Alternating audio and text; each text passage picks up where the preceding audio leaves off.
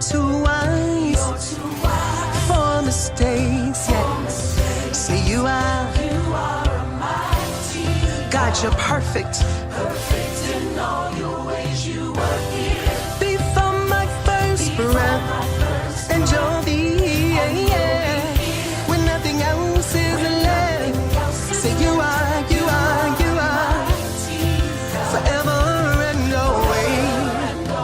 Say,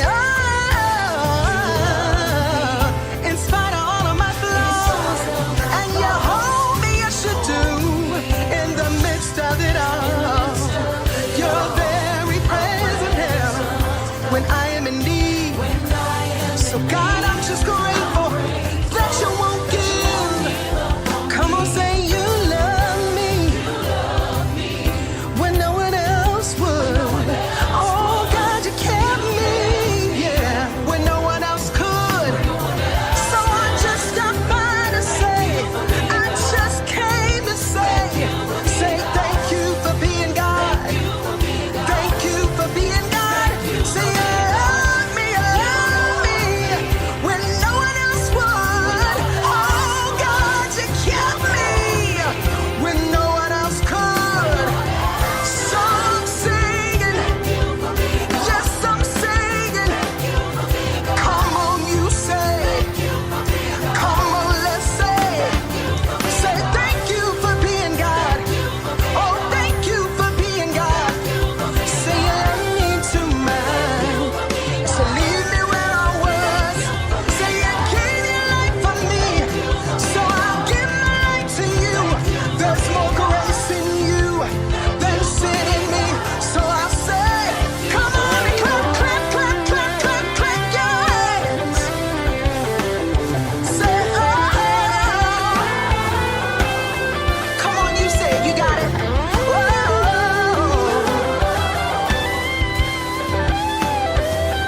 Oh God, we're grateful. Come on and say you're worthy. Say I'm grateful. Say you're worthy, yes you are. I'm grateful. Say you're worthy. I'm grateful, yeah. Say thank you for being God. Thank you for being God. Yeah. Oh God, you're worthy of the glory, and you're worthy of the honor. Oh, you're worthy of the glory. Yes, you're worthy of the honor. Thank you for being God. Thank you for being God. Yeah.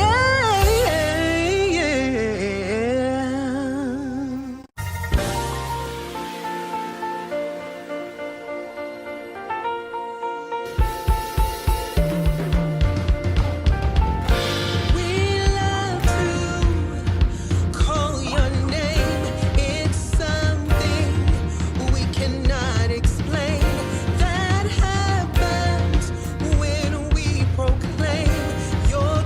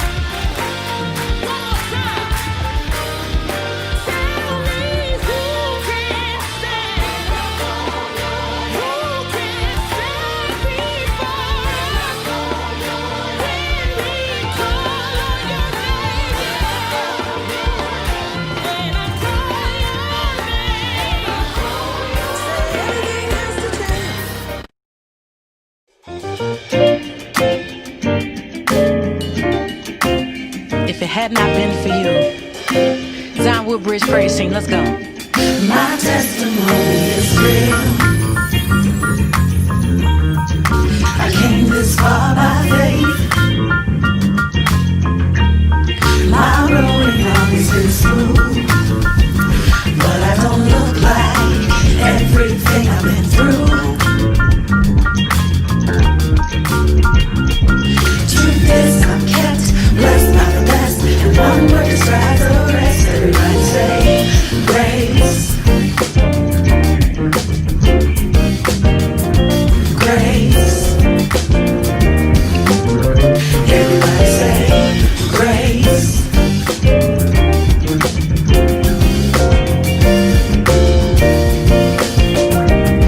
By faith, my future is bright. He's brought me from a mighty long way. I walk by faith in my sight. Oh yeah, 'cause now I'm here where I am today. Truth is, I'm kept blessed by the best, and one word describes the rest. Everybody say grace. Grace. Everybody say grace.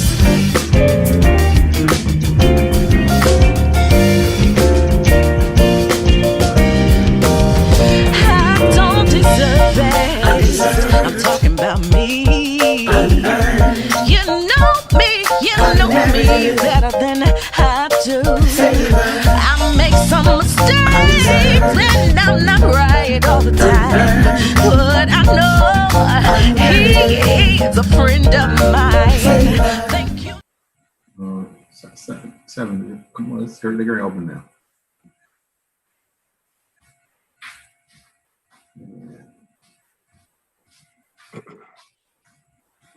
We're at 10 seconds.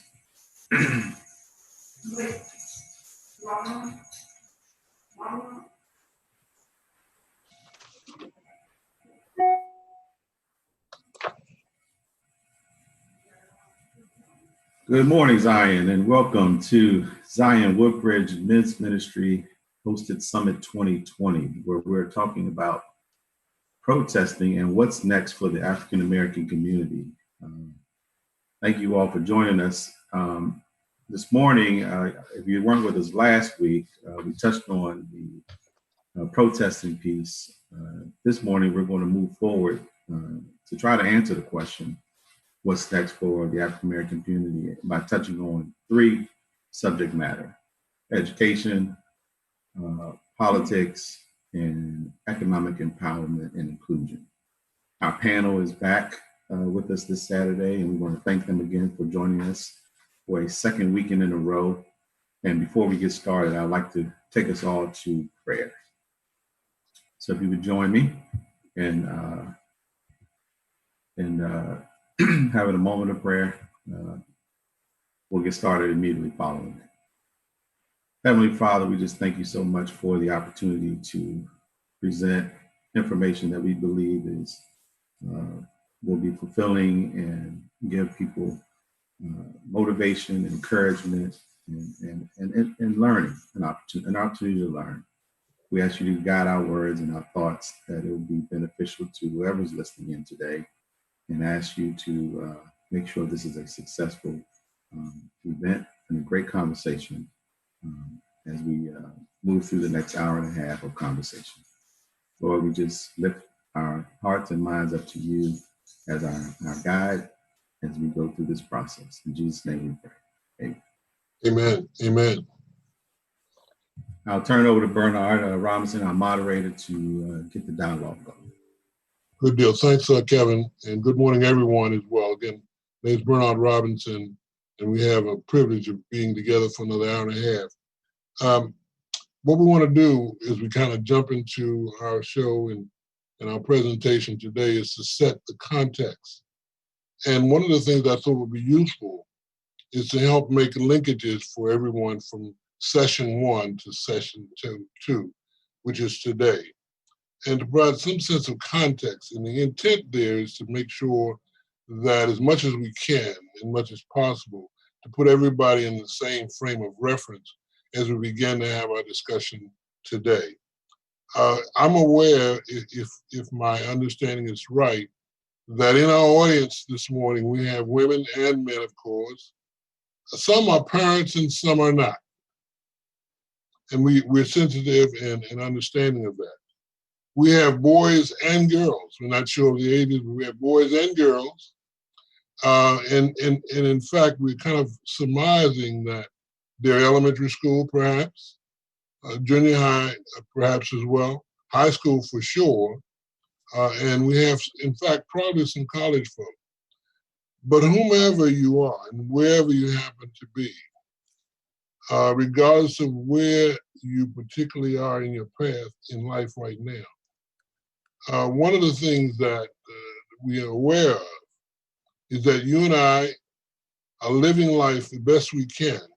And our intent is to have kind of a conversational interaction with you so that we can enhance our collective understanding of and the living out of our lives as best we can.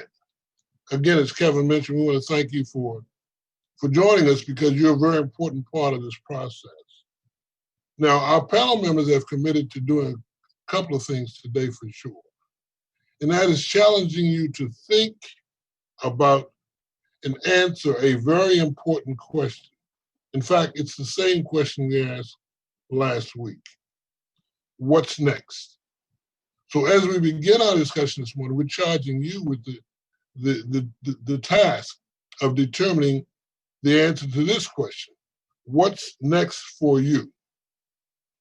And as you seek the answer to that question, we want to prompt you to begin to think through what is it that you would say is your answer to that question.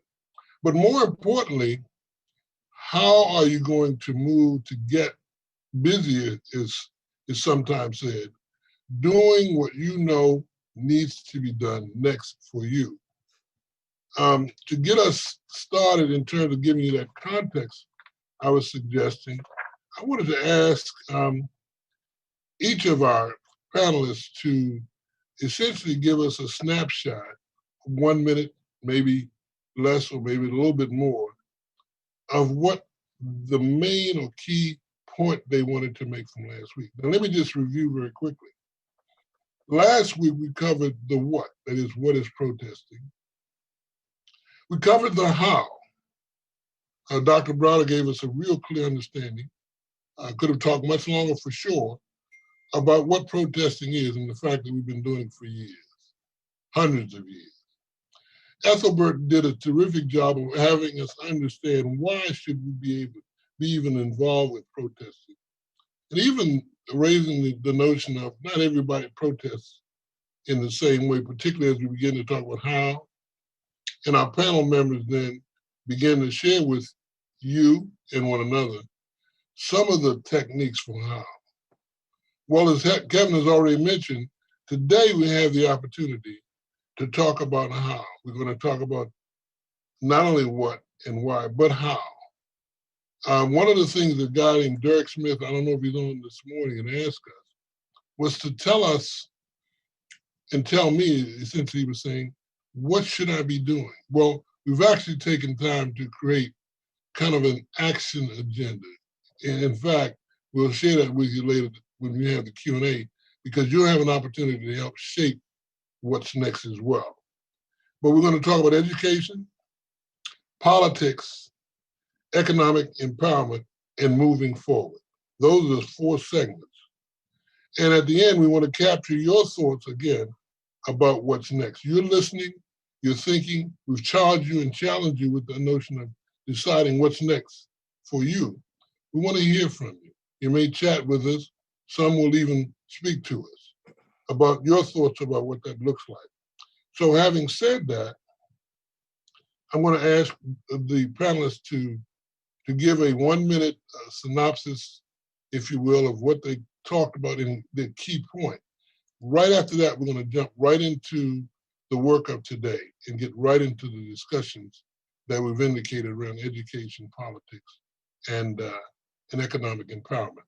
So I want to start that process, though, with Dr. Browder, just as we did last week, followed by Ethelbert, then followed by Sean, then Marlon, then Nathaniel, and then that'll get us to a place where we can jump into our conversation. So, Dr. Browder, give us a quick snapshot to build context for the folks who are listening so that they can link into today's discussion just as they were able to do last week.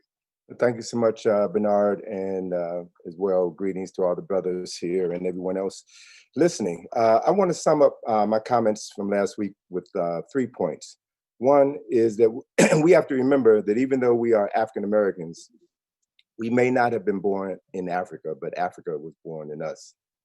And that point number 2 is that as African Americans, we must restore those communal bonds that were broken, that were made illegal, that were disparaged by white America, and that we are responsible.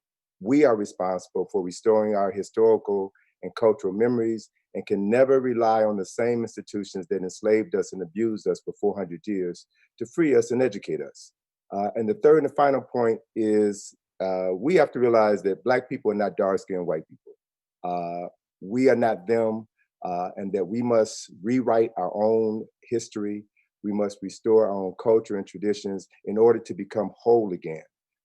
African Americans are the wealthiest and best educated African people on the planet, and that we possess everything we need in order to free ourselves. We have to take this responsibility seriously and work together in order to commit ourselves to changes that will benefit the generations that will come behind us. Terrific. Thank you so much. Ethelbert, keep rolling. Okay. I basically said that to protest is to embrace the motion of history. And I said last week that it begins maybe with 2 words. No, I will not accept this. Yes, I can do something about it. I think those are key things to remember. I also said that when we look at the various protests in our country, historically, as well as around the world, many times they're led by young people. So we should really realize that many of the movements of protests are young people, many times challenging the status quo. And then the key thing I said last week is directing us to Martin Luther King's April 16, 1963 letter from a Birmingham jail, which I feel is a good text to go back and see why someone protests, especially in terms of this being a religious, a gathering today on this Saturday. That I think that how King is speaking in terms of the reason for protest from a spiritual sense, and also outlining what you should do in terms of when you go out, how you prepare yourself, I think is a very good text to focus on. And I said that last week because too often we reduce King down to, I have a dream speech and forget, the letter from a Birmingham jail, as well as his sermons in his book, Strength to Love. So those were basically some of the things I mentioned last week. Terrific. Okay, thank you so much. Sean, go from there. Good morning. To surmise what I stated last week, just 2 points. It's you have the ability to make history every day. And my quote, if the quote that I will always live by is be the change you want to see. We are the change. And just like Dr. Browder said, we're responsible for the change that we want. So those will be my 2 main points. Terrific. Thank you so much. Go right ahead. Marlon, talk to us a minute. Good morning, everyone. Just to summarize last week, I would say the theme of my remarks and most of the remarks were about how you can empower yourself and empower others through protesting. This leads to many important action items such as collective action, legislation, which also ties into staying engaged in future protests, but also future ways to get things done, tangible items done within our communities. And then lastly, knowing how dynamic the Black community is. It's not a one shoe fits all. And we need to make sure we're playing every single role and making sure we're moving collectively as one, but knowing that there are different segments within the Black community. Cool. Very good. Thank you, Marlon, very much. And Nathaniel, go ahead and talk with us a little bit and give us a context from your perspective. Yes. So dealing with some of my takeaway points, it was to be the strategist and to be strategic in terms of what it is that you're voicing your dissent against. Choose your protests wisely. And then also bringing in that gap, because there's a gap between the Generation Zs and the baby boomers, and being Generation Xers and Yers, and using our influence to bridge the gap between this new generation with their large voice, as well as the baby boomers who are strong within their wisdom. And then also, and lastly, recognizing that there is more than one way to protest, and applying where you're going to choose to protest. Even if it's not within the streets, it might be in different areas. And I think that's an excellent segue for the three topics that we're going to discuss today. Terrific, and I think I agree as well. And I wanted to say that what you've heard as well, folks, as you're listening to that, hopefully you captured this. You're hearing a little bit about the answer to what's next. You're hearing a little bit about what we would say are the action agenda, if you will, that you should think about in terms of, well, just as Nathaniel was just saying, where do you protest, and be strategic about the process. So I want to thank each of you for kind of giving us a sense, so folks who were here last week or not here can still be in the same space intellectually about where we're going.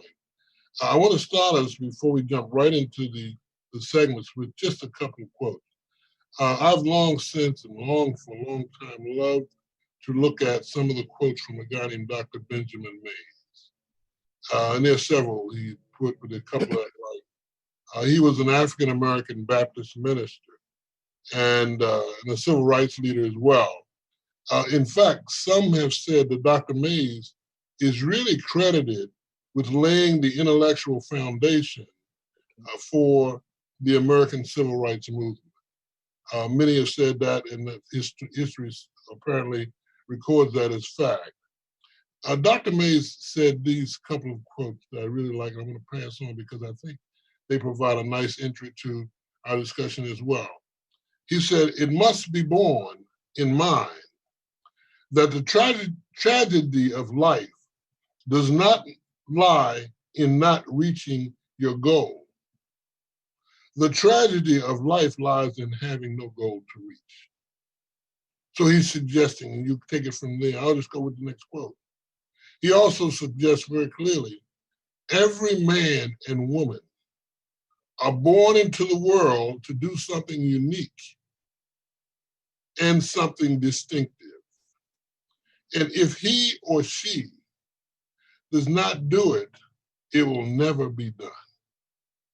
And finally, he says, it isn't a calamity to die with dreams unfulfilled, but it is a calamity to not dream or not to dream. So I like to lay those out as a way of us looking at this notion of education, politics, and economic empowerment, because there's so much in your future, as Sean laid it out, that we don't even know. We don't know all that our promised land suggests we should be looking for and doing. But there's a promised land there for us. There's something on the other side of that Red Sea. So I'd like to kind of get us jumping into our conversation, understanding that there's a challenge for us. That question that was raised is not just an idle question. And you'll see as the guys unpack some of their thoughts, why that may be the case for you.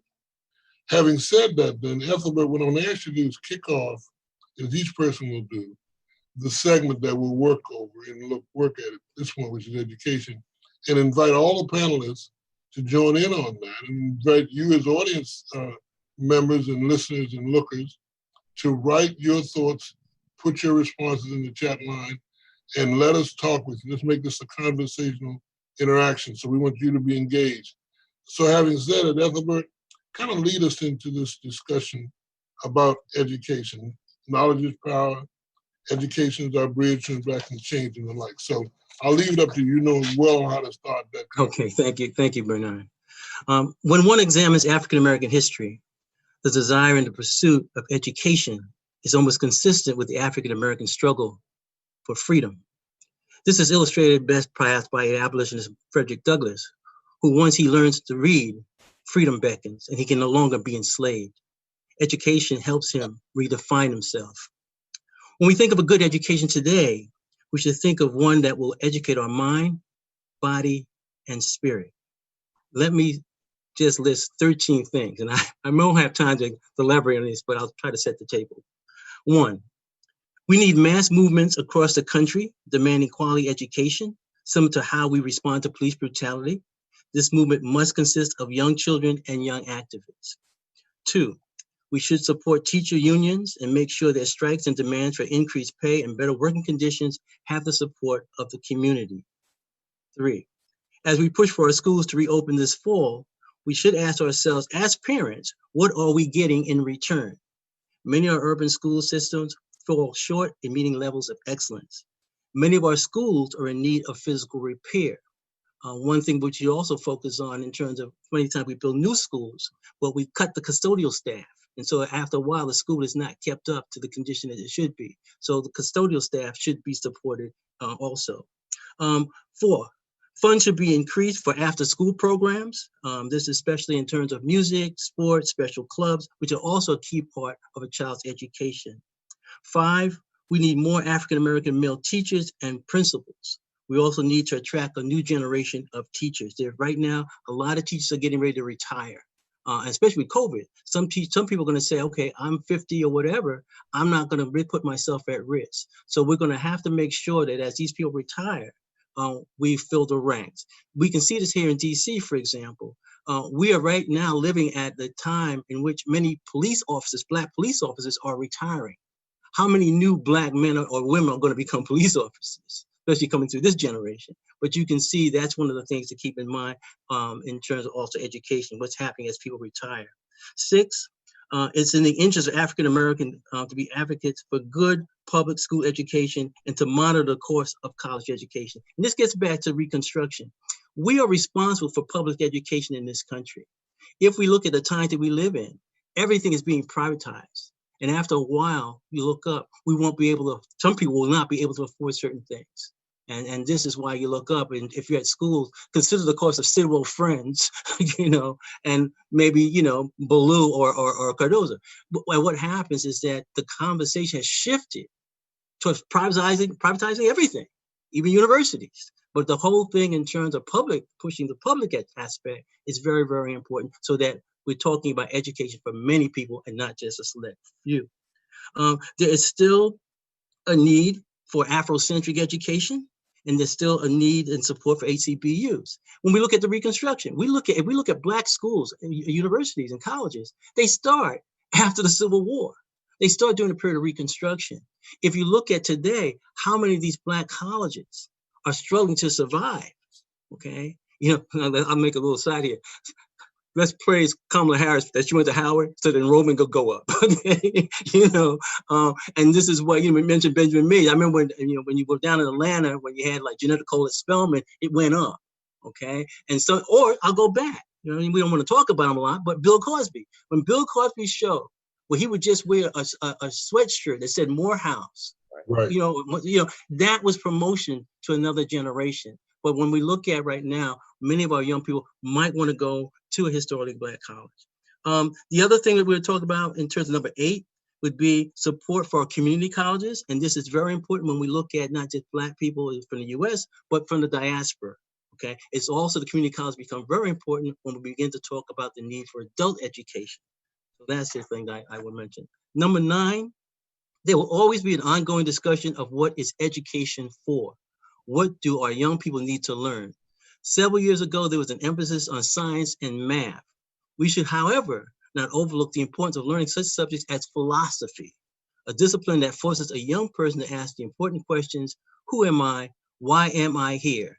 How do I find my moral compass? What do I believe in when it comes to ethics? That's very important when we look at it. 10, adult education, specifically in terms of literacy.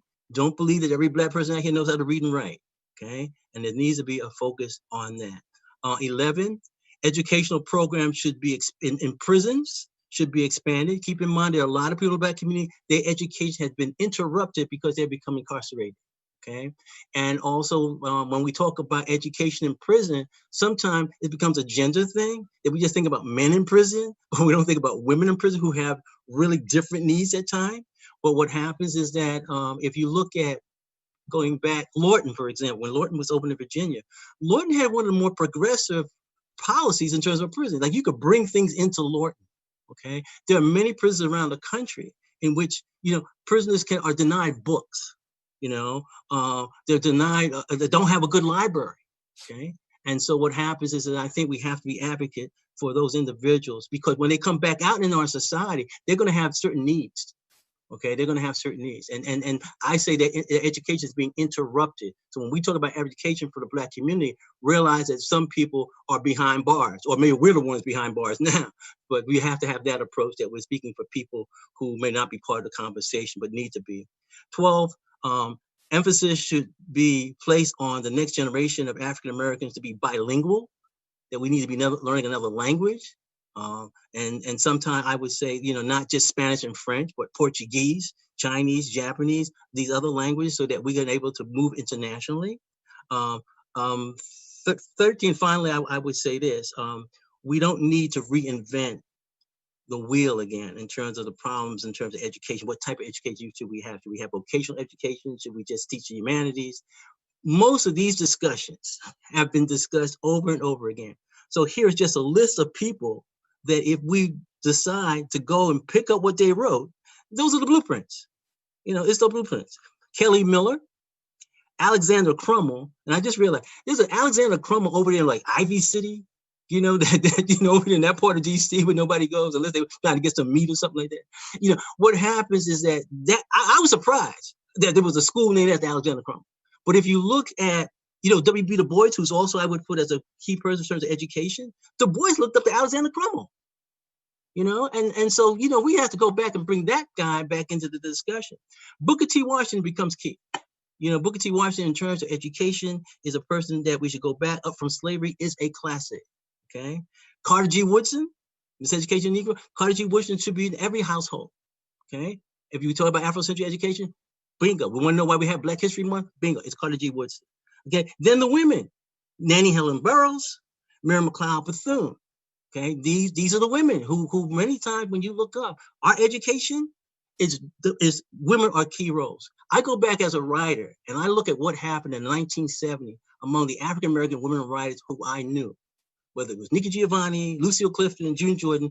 They reached a point that said, look, I'm a mother and I go to the stores and there's no Black books. I'm going to write books for my kids. And they did it. Okay. And what happened? You saw women saying, okay, how do we take, women, Black women? Maybe we have to build a school. Okay, have to build a school. It was amazing. Many Black women were domestics. Okay, domestics. Okay, so when you talk about a Black woman building a school for women to become leaders, those names, Bethune, Burroughs are key. And the last name I'll mention, who's not African American, is Julius Rosenwald. We live in DC, where the filmmaker Aviva Kempner has done a film on Julius Rosenwald, the philanthropist. Julius Rosenwald read Up from Slavery by Booker T. Washington, and it changed his life. And he formed a partnership with Booker T. Washington, saying, I will put up some money if the Black community matches me. Okay, so we hear a lot about, can we build our own stuff? Yeah, Rosenwald schools are all around the country. Black people built those schools along with Rosenwald, and it's a good model. Aviva Kempner's film, and I end on this note because she's a local filmmaker. The film is the last film that Julian Bond narrated. Okay, he narrated this film of Rosenwald, and a key person in the film who says, going to a Rosenwald school changed my life was John Lewis. And if you go down a list of people who went to a Rosenwald school, okay, it's like an all-star class. It's like an all-star cast of Black people who went to those schools because Rosenwald put the money up, but the Black community was able to build those schools, raise that money to match it. And that's something we need to think about in terms of our community. We can raise that money. We can build these institutions, especially educational institutions. We just have to make sure that we sustain them. Excellent, thanks. Very good.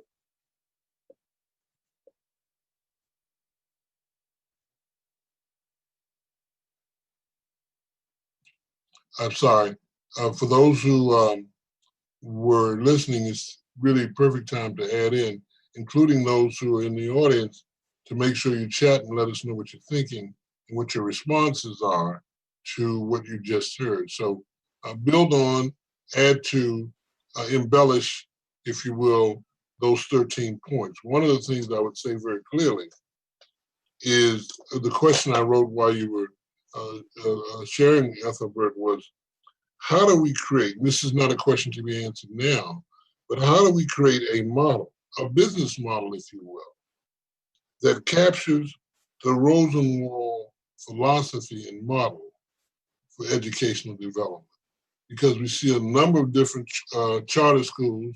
My niece, in fact, is starting a charter school in September, and they're started with other people's money for sure. But what would it look like if we were doing that on our own, and how would we incorporate, for example, the kind of thing that Dr. Browder has espoused to make sure we're teaching our own what they need to know? So that's a question I would put here, and particularly how do we elevate that so it's not a separate kind of deal, but it's something that Black community does as a model. And so it's a social dynamic. It's even a protestable endeavor to go after. But anyway, I want to open the conversation and have you guys add any thoughts that you have that embellish, add on, clarify, or even question. The panelists in what's already. Anybody I guess I'll jump in, and I guess I'll start with a question, because that's what I do. I always ask why. Right. So as to I'll start with the last statement as to the Rosenwald schools and actually coming up with a business plan to build a whole entire school. The question that popped in my head is, how long will that take? Because we have kids right now that need, and what are we going to do in the interim while we're waiting for that to develop? And what jumped in my head, and this was piggybacking from last week, is we were talking about knowledge and how we have I think the question was the elder folks, how do the elder folks and the younger folks, what are their roles? And I thought about when I was growing up, how I lived in a cul-de-sac, and how we had retired teachers in the community that literally after school would bring us together. The kids in the community would bring us together, and we would have extra tutoring. And it was a form of, I guess, maybe not daycare because we were teenagers, but a form of them, guiding us through. So it brought me back, and it goes back to we're underutilizing our retired folks in our community. If you think about all the educators in I can even speak for myself, in my community, my neighborhood right now, I probably can list maybe 3 or 4.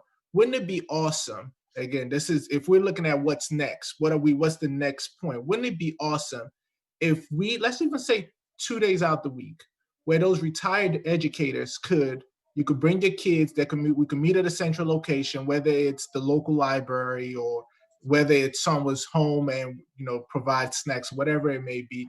And those educators could not only, because school, to me anyway, teaches you how to learn. You're not going to get everything from school itself. There's going to have to be an outside entity to help you, whether it's parents, whether it's uncles, whatever it may be, or your individual self. Wouldn't it be awesome if we utilize those retired educators as private tutors in the community? And not only do they teach them school aspect of things, but like Dr. Browder always says, your history, your lineage, your pedigree, where you come from. Wouldn't it be awesome? And again, if we're asking what the question, what's next? That's what I'm throwing out there for education. What's next? Now, I want to make sure I manage our time well, or try to. I wanted to make sure we got a chance to tag in on this notion of what it means to be educated.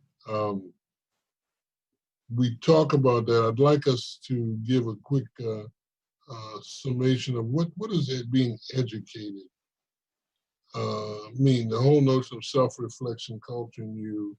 I have three questions that I often suggest. In fact, I think I'm going to get in my comments later on. Who am I? Where am I going? And why? I consider those to be the three foundational questions that we ask ourselves, or should, throughout our lives as we go, because those change as our life changes.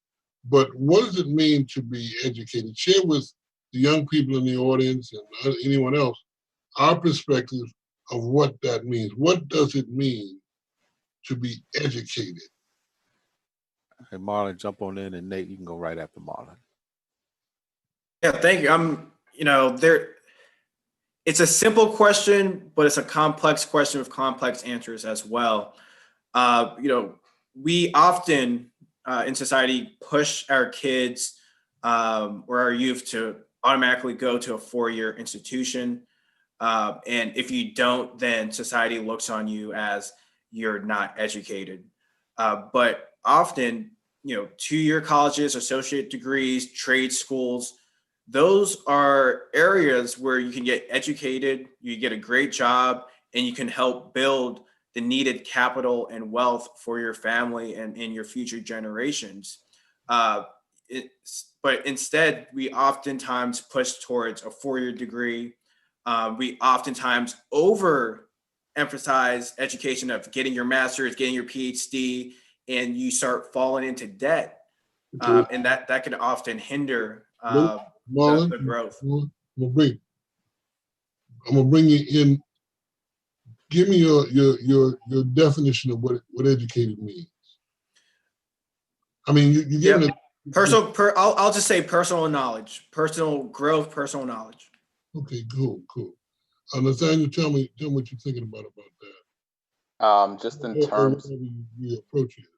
yeah, just in terms of defining education, I would call defining education some type of training that gets you the knowledge, skills, and abilities to pursue the next level. Very good. Cool. Anyone else on that before we sum up our thoughts? But let me add this to the discussion. You can't think about education unless you think about it in the context of educating your children for whom and to do what. As people of African ancestry, we should have as our highest priority educating our children to be of service to our community and modeling for other young people the benefits of an education. So it's about us, the adults in the household and the adults in the community, making education our highest priority. If we think back to before integration, our segregated schools turned out better scholars, better students who were connected to the community than we've done within the last generation. So I would submit to you that we're not educating our children, and we're not educating them to be of service to their communities. And that's something that we should take control over. And Dr. Browder, Tony, there's a real important point around what you're saying there, because one of the questions that I throw out to the group, and then we'll move ourselves to the next piece in a minute, is what do we teach? Because I think a part of the question of teaching is what do you teach? And of course, we've laid out a number of things that are important to know. But I think we're not trying to answer that question all right now, but it would be really useful, for example, if we use the model that Sean was talking about in terms of having teachers who are retired, if you will, coming back and helping. The question still comes down to what do we teach? And what do you tell parents to teach? Surely, by virtue of our conversation today and last week, you got to teach your history. In fact, in the action agenda that I talked about, I make a point that you need to know your history as a people and of you as a person. So anyway, that question, that notion, Tony, is important because we should be laying out the curriculum of what folks need to know. I happened to see a TV program last night at a charter school, and they're teaching these it's all boys, they're teaching these young guys who they are and where they come from. They're actually teaching from an Afrocentric perspective and taking them back to tribes in Africa and then teaching from there and illustrating and laying out. So anyway, the question I would raise for us is, as we think about what's next, is what do we teach?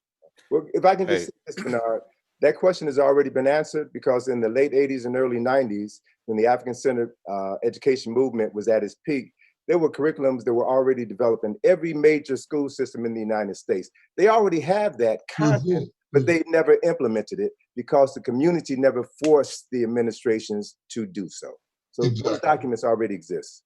Very good, cool. And that's good to know, because some of us maybe heard it, maybe didn't, but that's good. Now, Brother Bernard, I'm gonna step in for a sec. We got a couple of comments from the chat from Tanisha. These are just comments. I haven't done the Rosenwald School research. Given COVID, a number of families are considering small group education. I'm thinking it would be helpful to be able to develop educational materials and methods that can be made available, like a curriculum, like a homeschool curriculum. Abu says, what about communal chats like this to go over homeschooling practices for those that are willing and able to homeschool? I think those are great thoughts and great comments. The person that talked about redlining and housing, we'll get to that when we talk about economic empowerment. And before I let you jump back in, we're going to take a quick minute to let our lead pastor, Jason Jones, say a few words. He's going to have to cut out here in a few minutes. So Pastor Jason, please hop in give us a minute of your thoughts. good deal. Thank you, sir.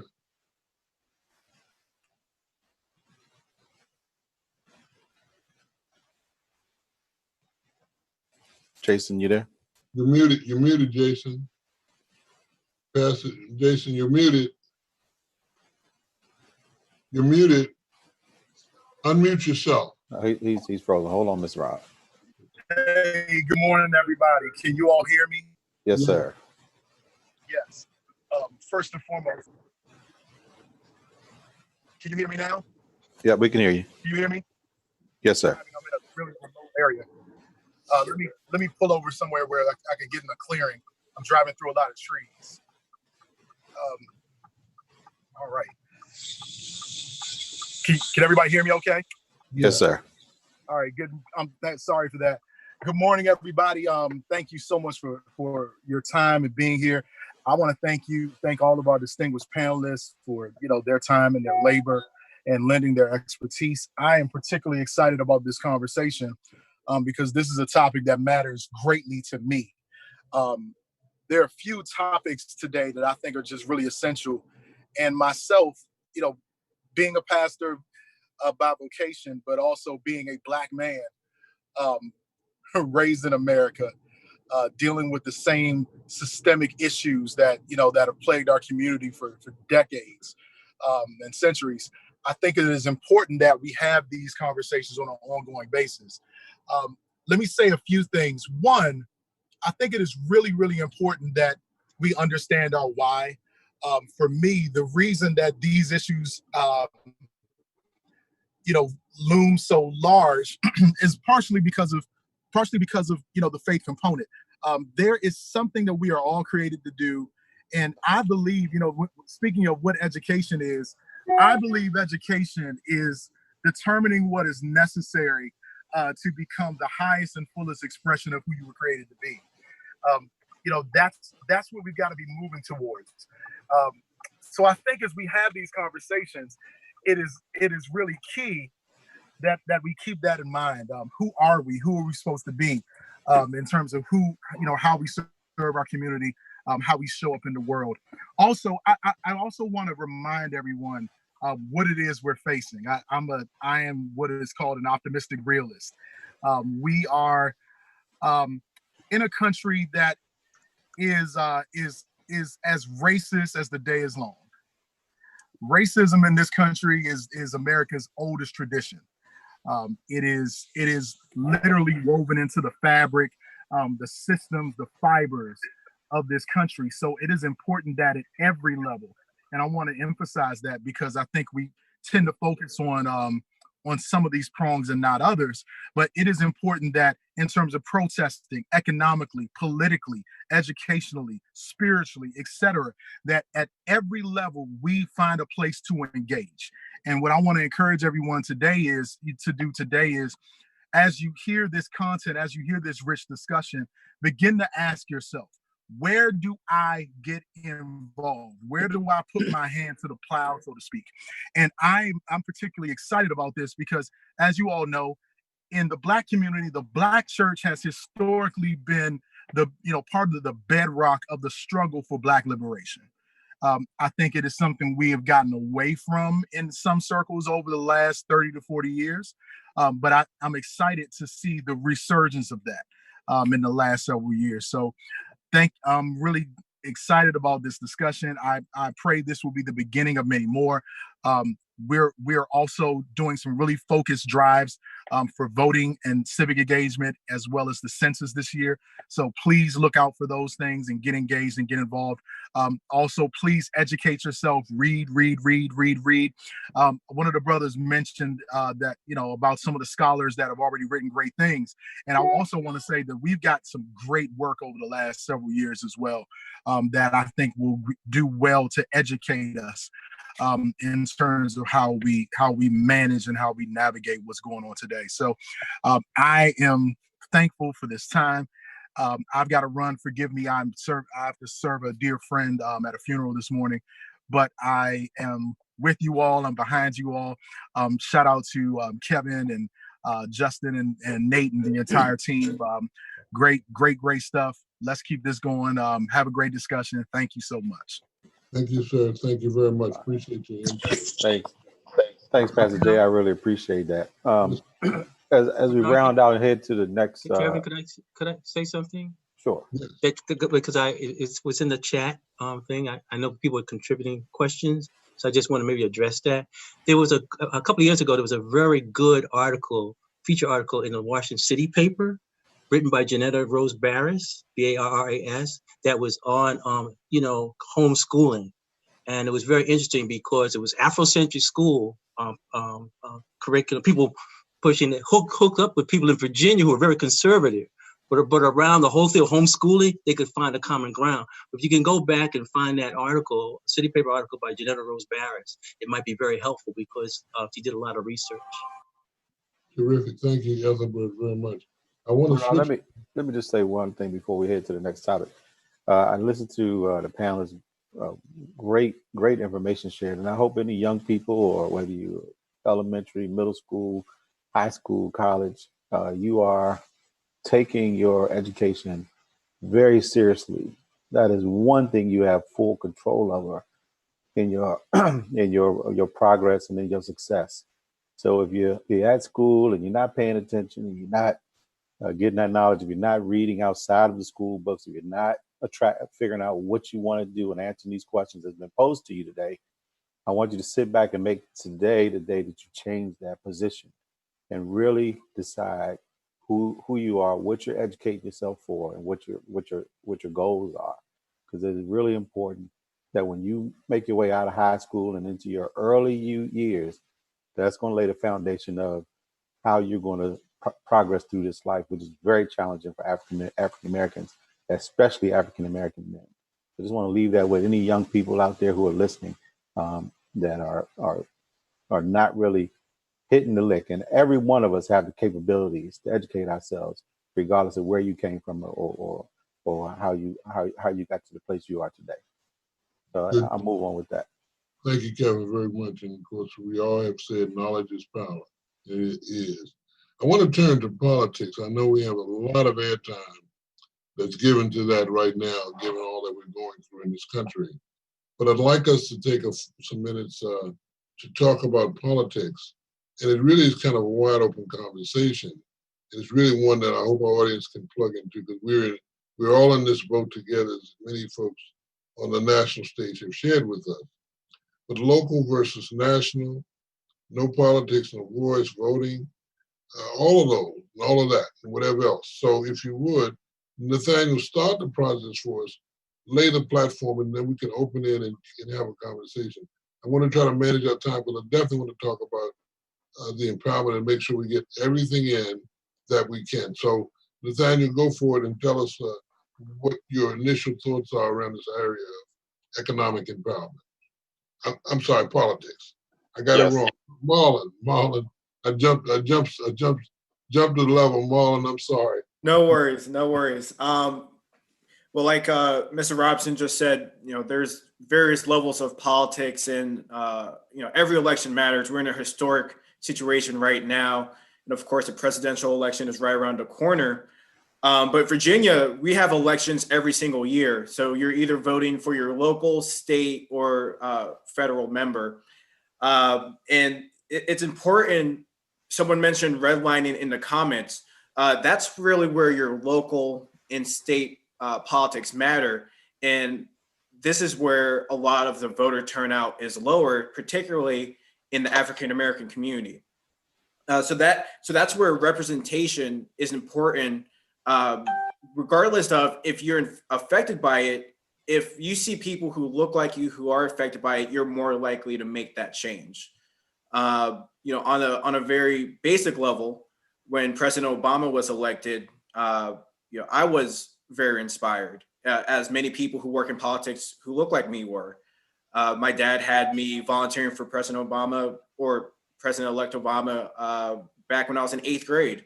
So, starting out early and staying involved early is extremely important. And now with the historic nomination of Vice President Kamala Harris, or hopefully Vice President Kamala Harris, that will also set in stone future generations of young Black girls. But again, with the issues, knowing that it doesn't directly affect you, but affects people like you, like education, as Ethelbert mentioned, mass incarceration, Sean, in the legal sense. These are areas where Black people need to be rooted in leadership roles. It gets back to how when we are in positions of power and we are in positions to implement change, many people think laws are set in stone. But if they were enacted, they can be taken away. But they need to be taken away by the people it affects the most. James Baldwin has a quote, make sure I don't get this one wrong, but it says, "It is only out of our hands if we don't pick it up."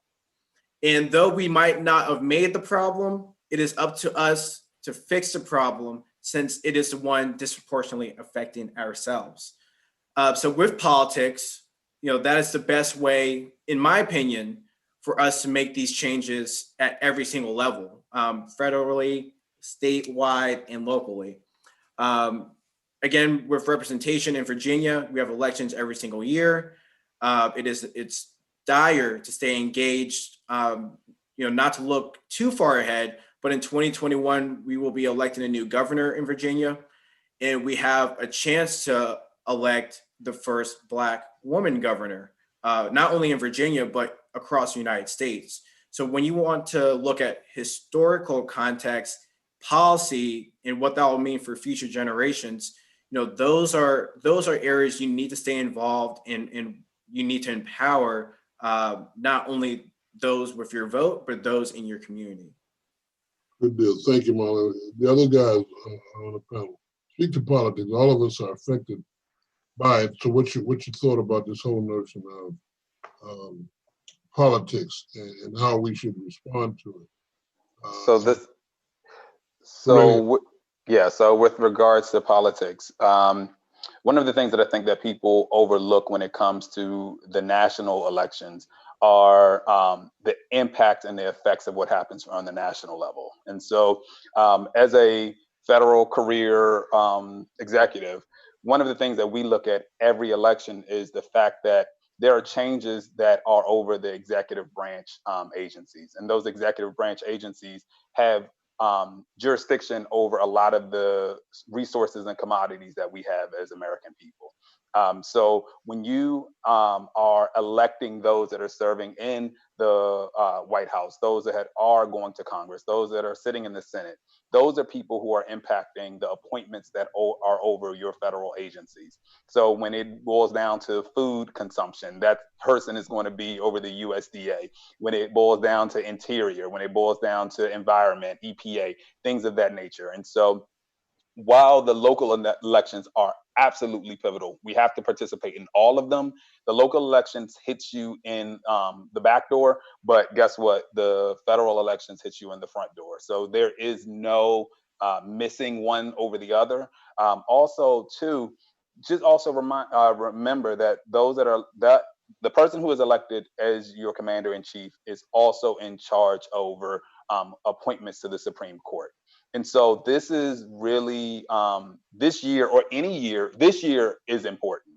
And so at the end of the day, the local elections are absolutely mandatory. We need to be actively engaged in it and have representation for those who look like us and who support our needs. But we have to be at the polls in 2020, because if we're not, every appointee to every executive agency will be at the hands of whoever the president nominates. So we cannot miss that. Okay, good deal. The floor is open for a few more minutes at least on the whole notion of politics. I think it's so close to us that we may not think about it. Maybe one of the things that Nathaniel is missing, we already understand. I know one thing for sure, this year, perhaps more than any other year, no one misunderstands, if you will, the importance of their vote, and their vote being something that matters. So I would say to all of us, definitely vote. And I think that's kind of been stated over and over, but it's no joke. We need to vote. Can I add on one thing as well too? Also, one thing that we fail to realize is that a lot of legislation is passed through larger bills. And so when larger bills are passed, there's always smaller add-ons that are a part of those bills. And oftentimes, if we don't recognize that, if we are not electing people who are moving in our best interest, a lot of those add-ons are the challenges that we deal with from years to come because we didn't even recognize they were a part of a larger bill. So I just want to throw that out there to the people. Good Hey, point. let me say this to that, Nate. That's a very good point. My program, a very small $20 million program that I run, we are always looking for a bill that we believe will actually pass bipartisanly, so that we can make sure we get the changes and updates, which really affects low-income kids in DC getting educated. So, and if you don't find those vehicles, it's really hard to have bipartisan support for your little program. So very good point that you raised there. Sean, I throw it to you because you talk a lot about the attorney and all that, the law part of politics. Correct. So I'm going to jump into the local aspect of things as to the legal realm and the local aspect of things. Some people do not know that your district attorneys or your Commonwealth attorneys for those in Virginia or your state's attorneys for those in Maryland are elected. Those are elected positions. And if you want direct change in criminal justice and criminal justice reform, people think judges hold the power. Judges really do not hold the power. Judges are an afterthought, meaning the individual must first be found guilty, then the judge has a power to do something. Your district attorneys, your state's attorneys, your Commonwealth attorneys are the ones that truly hold the power. And not just them, because they're the boss, but look at the people that they hire underneath them as well. I also say the courthouse is open to the public. You do not have to have a case to go into the courthouse. You could literally go in and sit in a courtroom and watch what these state's attorneys do and see if they represent the community.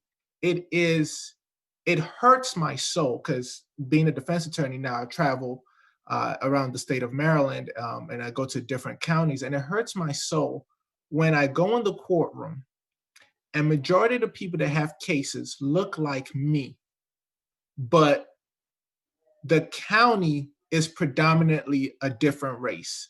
It hurts my soul when the state's attorney's office, because in the state of Maryland, they're known as state's attorneys, the state's attorney's office does not adequately represent their constituents, again, because they are elected officials, so the people that they serve are their constituents, where you have individuals or counties that do not have assistant state's attorneys or state's attorneys that look like me.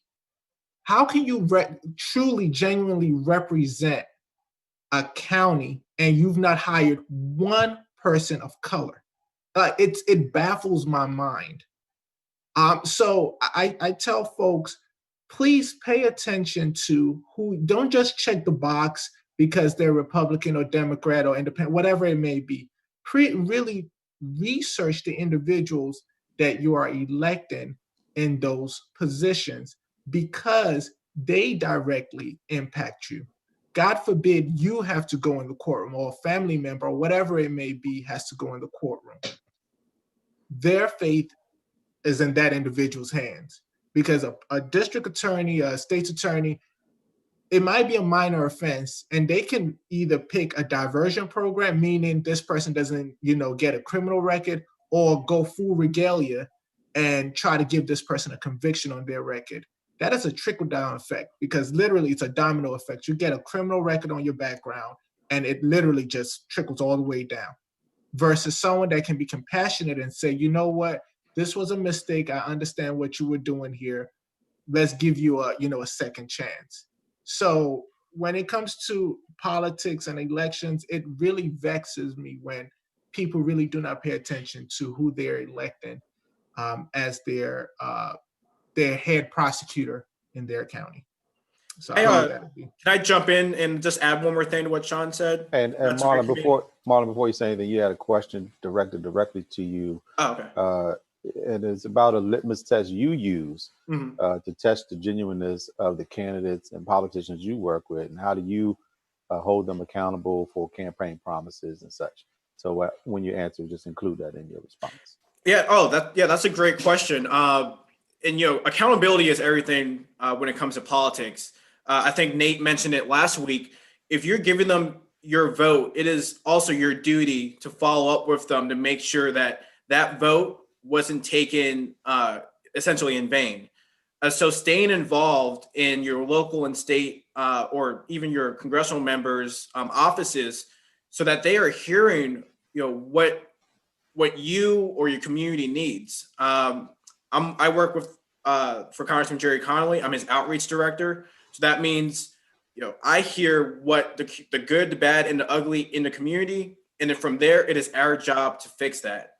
And then on the other side of the coin, I'm an advocate with the Fairfax County NAACP, where we work closely with local elected officials, where we bring them direct action items. These action items and collective action can also help, push the envelope and hold people accountable. So don't just vote for someone because they're, Democrat, Republican, Independent. Vote based on, your ideals, your policies, and make sure they match up. And if it doesn't match up, find somebody who will run against them when it will match up. And again, that's why representation and accountability means so much. You're kind of beginning to fold in, and it sounds like the answer to the question that Kevin said, one of the participants, it sounds like you're beginning to give you a litmus test. So what else would you add to that? For the litmus test, it's really on a personal level. It's really, where do they see, capital going? Where do they see direct empowerment should be? Are you helping the most vulnerable? Are you helping those who might not even look like you? And the litmus test is really a personal test for everybody, and you just have to figure that on your own accords. Personally, to what Sean was saying earlier, I was going to get to, one of my litmus tests with the Fairfax NAACP is, how are you going to help criminal justice issues? So our chapter was full on out front of changing different legal policies and senses.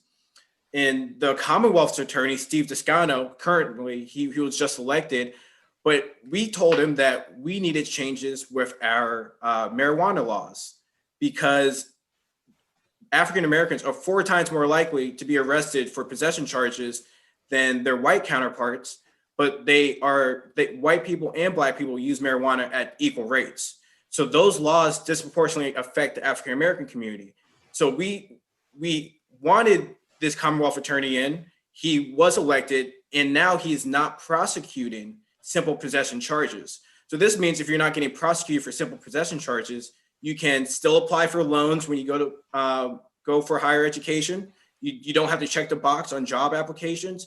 You know, like Sean said, a small mistake that could change your whole future is now you have a second chance. Now you don't have to worry about that. And this is the type of policies that will be able to help resurrect so much of the African-American community. Okay, good deal. Well, listen, I want to, obviously, we could go longer on each one of these, but I want to switch this to economic empowerment because I do want to get the full menu of what we have and have time for the audience as well, the listeners as well. So, Nathaniel, I want to ask you to open the conversation on economic empowerment, and then we're going to get prepared for Sean to talk about where we go from here. So go for it, Nathaniel. Let us know what your particular setup is for and perspective about Nathaniel, but economic empowerment, please. Yeah, so that's a great question. I wrote down a couple of notes to help guide me through this conversation because it's such a vast topic, right? And so one of the things that I would actually go back to is education, right? And I know we talked about different forms of education, but I think that it's important for people to be educated in economics and finance, right? So when we think about education and we think about some of the things that we are taught throughout from K through 12, is going through your undergrad or graduate studies, finance, simple basic finances is generally not taught. And so we have children that are growing into adults that are matriculating, who are educated, who are in the 20% of those educated as United States citizens who do not understand basic finances. So education is important in finances. And it's so important because not just at the micro level, but at the macro level. One of the things that I want to bring up is looking at something, an area where fundamentally people have been able to create generational wealth, and that is through real estate. All right. So many people have been able to create generational wealth, and our community is often behind. Part of the reason why we're behind is based on even what Abu had mentioned earlier in the chat room when it boils down to redlining. And if we really look at like redlining and the things that occurred within redlining, we were not even able to get loans, and we weren't able to even pass down the generational wealth that our counterparts did. So now we're kind of first, second generation in figuring it out. But part of figuring it out is we have to get educated on basic finances. Additionally, I want to bring into the conversation group economics. And group economics is something that so many of our other counterparts do. I remember growing up in DC, and there was a house across the street, and it was a lot of Asian people who lived in the house. And I never understood why they all lived there until my parents explained to me that they owned every one of the businesses on the block. And so they were able to pull their money together in. And so part of the conversation that I want to bring is understanding real estate, understanding simple finances, and understanding the power of group economics. If you would add those who are listening in, go right ahead and jump in on that, because this is an area that I have a great degree of interest in and have been in my own business on for 30-something years, but I'd like to really hear from others and get those who are listening as well to chat us up and let us know what you're thinking about this whole notion. What is, for example, the connection between economic empowerment and politics? What is the connection between education? So give us your thoughts in chat as well as what our panel is providing. Anybody on the panel want to say a bit about the whole notion of the whole poverty mindset that's been mentioned here in our outline? What's your thought about that? And what is your thought about economics and the whole next notion of connection between education and politics, or politics and empowerment? I just want to make sure I capture your wisdom there. Yeah, and I want to use, even before we jump in, I want to use a small example. All right. So there was this opportunity that was in this county, Prince William County. A real estate opportunity. It's not something that I jumped on, but it was something that one of my colleagues jumped on. And I use that as an example because the colleague, a Black man, knew about the opportunities that were coming based on his connections with those that were elected officials. The elected officials were doing a vote on a particular parcel that was going to be subdivided. And it wasn't that this information was hidden from anyone, but it was known at the local level. And so oftentimes when you're engaged in politics at the lower level and you're educated, that's the key, education. It doesn't just mean getting a 4-year degree, but it means being educated in those areas that can benefit the community. This man was able to jump on something that ended up doubling in profit because he was educated and understood what was going on in his local municipality. So being educated in those areas, being educated in basic finances, also being educated in the politics, also understanding how debt works as well. So I just want to throw that out there because in every single aspect, the more educated you are in these areas, the more we won't have to necessarily be dependent on others. And true economic inclusion is when we as a community can be able to stand on our own and be able to drive where our dollars go. And Nate, let me just say this before I throw it to Dr. Browder, that he was also prepared for the opportunity. Whether he had the resources or the connections, he was prepared. Dr. Browder. I'd like to add that I'm old enough to remember when in elementary school, in high school, they had classes on financing. They called it home economics. And they taught the basics, how to keep a checkbook, basic financing. Those classes were taken out of the classroom in order to produce the effects that we see right now within our community. So it's up to us to be able to create opportunities where we can teach each other and teach our children how to save money. I also want to add that cultivating relationships with people within our circles. I was able to buy 3 houses because of my relationship with my dentist, who was on the board of Independence Bank. And so he walked me through the process, told me who to talk to. So it's about cultivating relationships and then sharing your contacts with others so that they can do the same thing as well. And lastly, there is a brother, a local brother, lives in Silver Spring by the name of Claude Anderson, who has written 3 books on the subject matter: Black Labor, White Wealth, Powernomics, and other books about the issue of economics and politics and what we as Black people have done and have the capacity to do right now to save ourselves. Dr. Browder, I want to add something about the home economics. If you were a woman taking a home economics course, they were teaching you how to sew. So I was glad some of that was abolished. But, it says something about the finances, but they were also talking about, be a good housewife and stay in the house. And so I think that's why home economics sort of disappeared over the years. Well, Brother Ethelbert, let me just say this as well. They taught brothers how to cook, too. So that's the other side. brothers how to cook. So I actually told my sons early on, every brother should know how to cook. Absolutely. Hey, well, when I was in high school, I took economics. They taught us how to sew and cook. Hey, listen, anybody who heard Dr. Browder, Claude Anderson is all over Facebook. So just pop him in and his stuff will come up for you. Okay, cool. Well, good. Let me just mention, if I might, from a perspective in terms of economic empowerment. One of the things it's so helpful is to understand the process of just getting started with business. I have been my own owner, if you will, for nearly 33 years. And the point I'm making is, it's very scary to start out, but there are people out there who will help walk you through the process, who are willing to help you understand. The big deal is to just get the faith in yourself that allows you to say, let me take this thing. I kind of did the comfort space. I actually made sure I knew what I was doing. I knew that I could go back to my job if I needed to, or the work I was doing. But then I said, you know what? I'm going to be very disappointed if I don't do this in my life. And so I tell you what, it wasn't necessarily easy, but it fueled my life because it allowed me to do what I love to do and get paid for it. So I'm just saying, some of it's just getting started with the process and seeing what happens. And Sean, like I said, my promised land was to do the work I'm doing.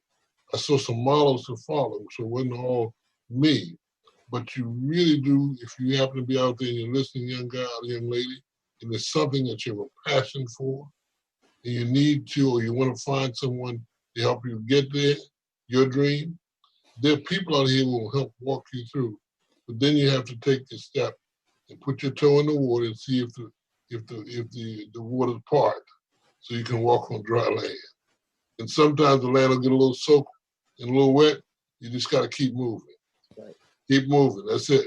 You know, all of us who are doing whatever we're doing, we didn't start always doing it until we decided to step out. And then things kind of happen for us. So take the challenge and think about what you should dream about. As Kevin is suggesting, make sure you know as much as you can know when you start, and just keep learning. I want to do something because I'm conscious of the time. It's about 11:15, almost. So I want to kind of turn our conversation, and it's us and our listeners, to this notion of moving forward. I kind of want to get us to get into that place where we begin to talk about just the notion of what's next for us and how do we get there.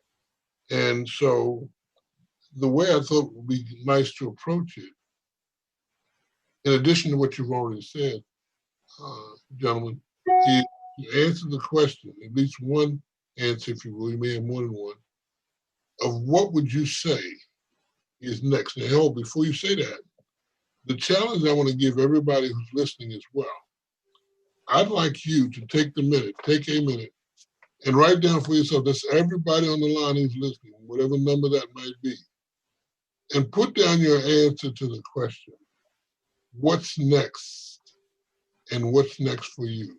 Either one will be fine, because I want to get you to share, you've been listening to me, what's next? Given all that we're talking about, let me give good context.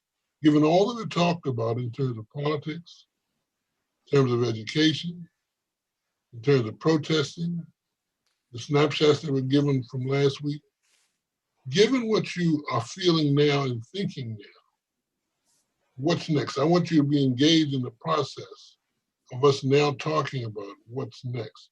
I'm going to start that with the panelists, but I really want to hear from everybody in the audience, their thought about what's next. We're going to build this thing. I must say that I've got a listing here of what the panel and I have put together, if you will, for what's next. And it has both a personal look and a corporate look, if you will, or everybody look. And there's one piece I need to mention from Ethelbert in terms of opportunity for you. So what's next, gentlemen?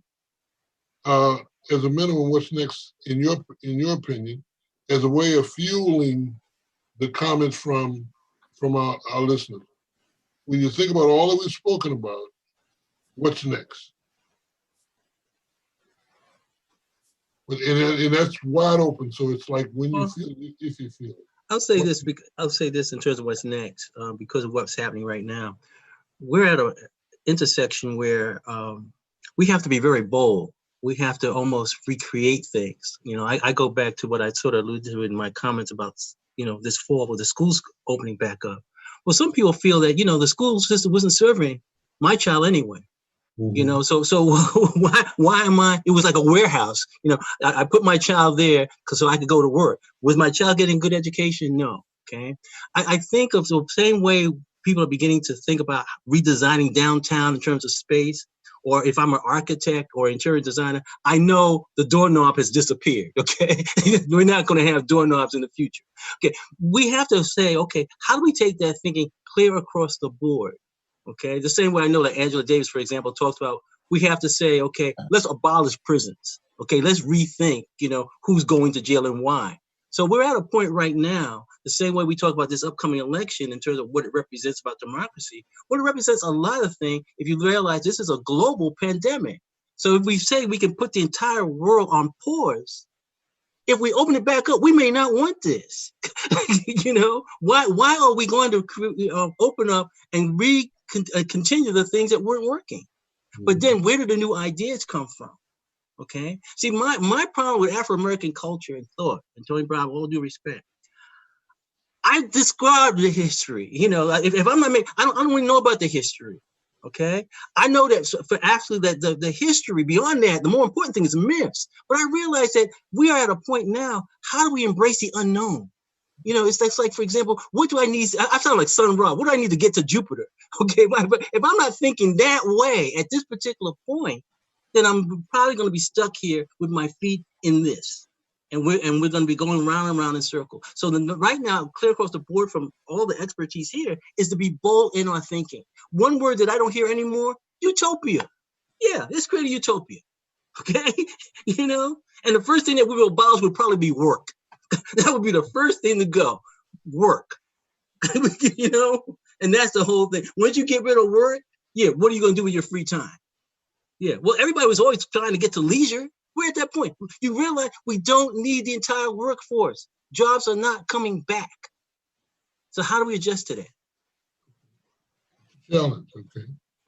So what's next? And Sean, I didn't want to pass you by it also. As we think about this notion of moving forward, what would be your take on what's next? My take on what's next, my lane is the legal lane. Criminal justice, legal. So I'm going to stick to that. And for me, what's next is when we see the issues that we're currently facing with the police aspect of things, and call me radical. This is my radical thinking on this one. Wouldn't it be awesome if there was a program from the police department? Well, let me put it this way. I use the term community policing. And my thoughts on community policing are this. Wouldn't it be awesome if the people, kids, let's even go back to high school. The police department had a program where it went to different high schools in your community and recruited students. So when you graduated, you had a job ready for you. Because not everybody's going to want to go to college. Not everyone, and you honestly, I think it was brought up as well. Community college, we tend to lose focus on community college, where you could work on the police force and also attend community college and get your associates in criminal justice or whatever it may be, and then use that into a 4-year degree. But wouldn't it be awesome if, instead of saying, let's defund the police, put more resources to the police, have the police go into the communities that they're policing and recruit students, people from that community to police their community? Wouldn't it be awesome if the officer that pulled over George Floyd went to high school with him and said, oh, that's just George. He's no threat. You know, George, we had an issue with this fraudulent money. What's going on here? Talk to me. I know that's not how you are because I know you from high school. Wouldn't it be awesome if the officers that went to Breonna Taylor's home was like, hold up, no, that's where Breonna lives. I know her people. She's not about that. She doesn't do that. We might have had this information wrong. Wouldn't it be awesome if the people that are policing us knew us? So that's one. The next thing is we hear this whole thing about school to prison pipeline. Another radical thought. Wouldn't it be awesome if the district attorneys or the state's attorney's office, again, went back to high schools? And wouldn't it be awesome if we had debate teams in our high schools where the cream of the crop, the top debaters in our local high schools, those that were interested in going to law school, had a 4 or a 7-year plan, because you have to do a 4-year degree, get your bachelor's, then 3 years of law school, a 7-year plan where once they were done within those 7 years, so 4 years of undergrad, 3 years of law school, came back to the district attorney's office and prosecuted individuals in their own community. Wouldn't that be awesome if not only the police, the people doing the arresting or whatever policing was from the community, but your state attorney, your assistant state attorneys, even your judges were also from the community. So when we think about this whole thought process of community policing, it's not just the police. We're talking about the whole criminal justice system is from the community. Call me radical, but it's doable. It's not so far-fetched. It's not this, as Mr. Ethelbert said, road to Jupiter, it can actually occur.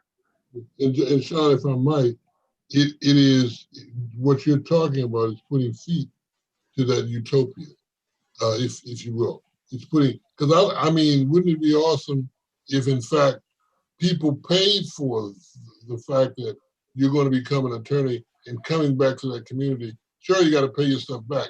Wouldn't that be something? Bingo.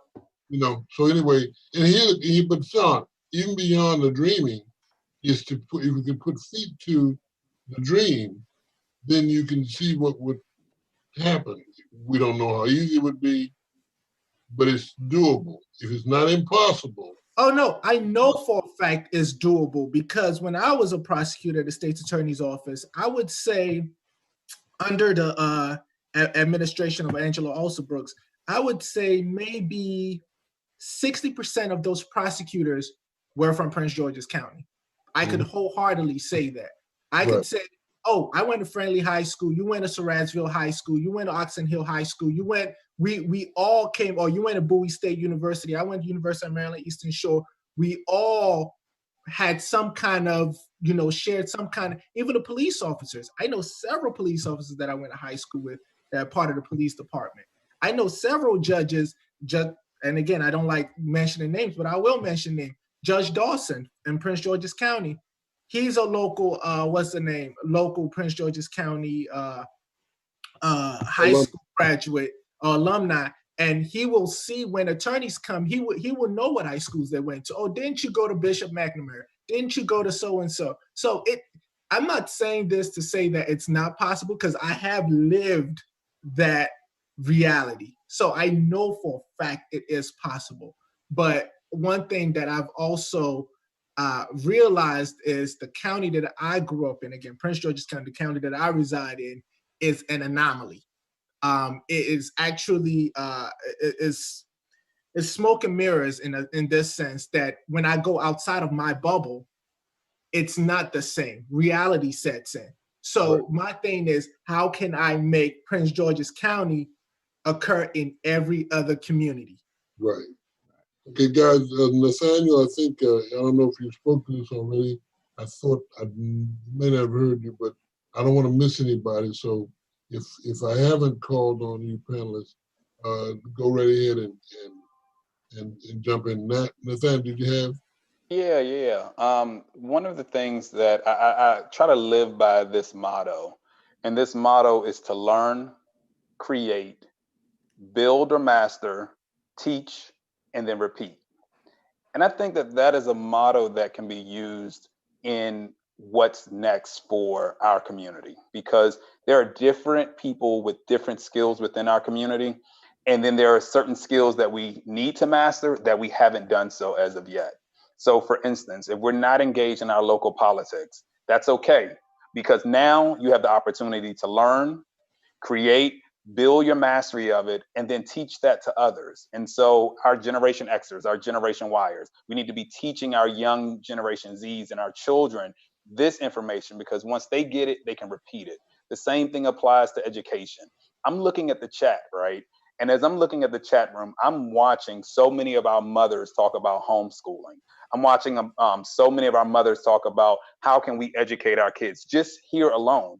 And this opportunity that we've served on this panel, we have been able to at least give 90 minutes of education, which might then spawn into young lives being impacted and changed. And so what we're doing is in every facet, whether it's economics, whether it's education, whether it's politics, we need to learn it, create it, build it and master it. Then we can teach it to others, and then we repeat that cycle. So we do it with more people, we learn how to do it, and then we basically, each person or each one teaches one. Right, and it sounds very much, Sean, and I love models. When you get to the create piece, it's where you can also get creative and enhance and embellish the substance of your process. Let me just say this, guys. I want to open up in a minute to the entire group and then be able to hear from, in addition to what's already been shared, hear the questions. And I want to do what we did last week a bit. And I guess before we forget it. I want to make sure we close out. Although you don't have a copy of it, I can give it and Sam, and you can get them on your website after we add. It looks like we have these action items and we have the things that Derek Smith was talking about from last week that we can give to people. But let's do the Q&A at this point. And I want to hear from the audience, and to the extent we can, we'll open up a couple of mics here and there. But Kevin, between the chats and the questions, what questions, what thoughts do you have? And also, what was your what next if you haven't shared it on the chat? If you don't want to share it out loud, double put it on in the chat. But what's next? But ask your question, kind of let folks know you need to talk or want to talk so we can undo your mic and you can undo your mic and have a conversation. What questions do you have at this point? We have a few more things to do to wrap up well, but what questions do you have? What questions do you have for the panelists? What questions do you want to just lay out on the floor, or on the table, I should say, for us to answer? And this is men, women, boys, girls. What questions do you have? Mr. Rod, we got a couple questions already from the chat. So I'll start first, and I'll toss this to you, Nate. And then after that, if somebody wants to chime in, maybe Sean, if this is relevant. How do I connect with people on starting a business? So Nate, I'll start with you, and anybody else who wants to come in after Sean. Yeah. So I'll give you just a small tidbit. So in terms of starting a business, in terms of connecting, I went and sought after people who did the work that I did and really started to build networks. I think Dr. Browder spoke about that earlier. He talked about based on networks and connections, he was able to, I believe, purchase 3 houses as a result of connecting with his dentist. Well, for instance, I do diversity work on the side, and the best way that I was able to actually get in and to learn the ropes was to seek mentors who actually did what it is that I was interested in doing. And so, for instance, I went to Georgetown to do a executive graduate program in diversity management. And so I sought out my educators because at the end of the day, all of those educators were doing this as consultants anyway. And so that was 2 years ago, and they are all my mentors, and they helped me through the way and helped me think about how to put contracts together and help me when it comes to bids and things of that nature. So unlike that notion that sometimes has been in our community that, you don't tell people what you're doing or you don't reach out, I would encourage people to do the exact opposite. There's enough money out there to be made. And if there are people who are more experienced in it, oftentimes they're not going to see you as a threat. They're going to see you as someone that they can reach back because they've already learned it. They've created it. They've built it. Now they're teaching it. And then they're going to repeat that same cycle. And then you'll be able to do the same. Terrific. If I might add, Nathaniel, that's an excellent model for you. One of the things that I've often said, and I said, and I think I even said it to Kevin last night, ask for what you need. And there are people out there who are often ready to give it. Of course, you want to be able to build a relationship. You want to have a reasonably decent personality. You want to be able to understand you're engaging in a network. You want to be open to be mentored, but ask for what you want. The other thing is there are institutional pieces that are available. I don't know if SBA still does its bit. There's a service corps of retired executives, which if you're young, they would be excellent because they've gone through all of the ropes. These are senior guys like myself, but the service corps of retired executives, for a person who asks about starting a business, they will lay out and they'll walk with you. Howard University used to have a little lab that where it would teach you. You had to kind of, in that case, you had to be already in the SBA system, but there are resources out there. So do your research on the Google line or whatever, and find a resource where you can go and at least get the basic beginning understanding of what's needed, articles of incorporation, all that stuff. I would love to say that, those on this panel are good mentors for you as well. We can give advice, give guidance. Quite frankly, that's what I've been doing for the last 20 years or so. I sometimes ask God, I got things to do. Yeah, I know, this is one of them. Okay. You got anything on that, Sean? I think Nate hit it right on the head. Yeah. I don't think you can even stress that enough as to just, if you don't know something. I'll even give a personal example myself. I was trying to build my retirement plan, my IRA. I had no clue. I don't do securities and stock. I don't. I'm legal. That's my lane. But I had to reach out, and yes, I had to do my.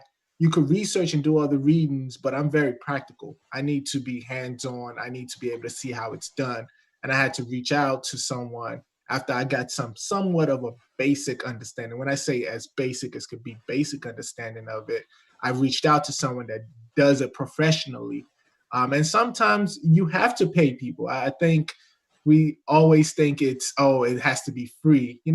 Sometimes you're paying somebody to teach you how to do it. And that's also absolutely fine, because if it's something that you really want to know about, you pay to know about it. So I think Nate hit it on the head. Yeah. It's just what it is. Okay. Dr. Browder, let me ask you to jump in there as well.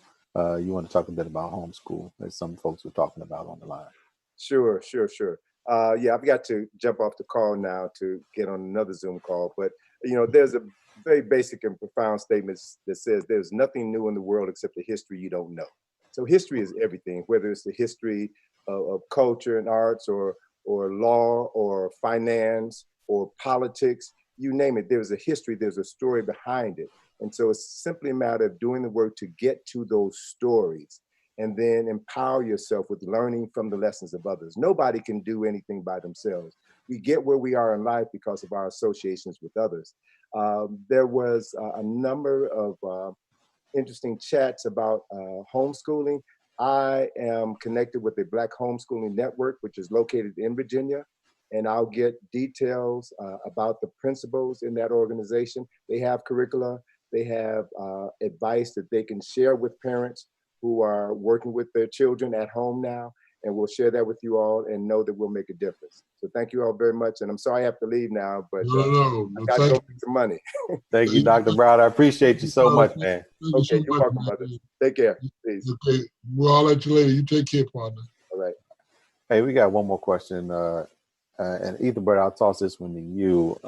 Is there a platform for like-minded people to connect and continue this conversation and share information? I'll link that question to the one that people just answering, and it might use the model I've used. I educated my kids a certain way, and so within my family now, we have a certain expertise. My daughter's a lawyer, so she brings that. My son is in business, and so we bring that.